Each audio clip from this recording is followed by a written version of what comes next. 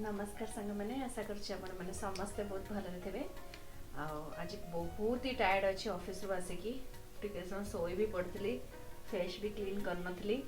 भाविली आपण मान सहित कथा हेबी जो मैंने वर्किंग और फैमिली ठारू दूर में एकुटिया रोते से ठीक है जिनस को रिलेट करेंगे मुझे कौन कहवाक चाहूँगी किसी भी करने को इच्छा होना घर कथा आज बहुत मन पड़ता इच्छा होता कि से पिला दिन आउ थे फेरी आस हठात मन पड़ा नाई नाई पुणी स्टार्टिंग रू पढ़ा पड़ो पुणी सब जिन करने को पड़ो तेना जो अच्छे ठीक अच्छे कष्ट तो बहुत हो तार किसी सॉल्यूशन नहीं एते माने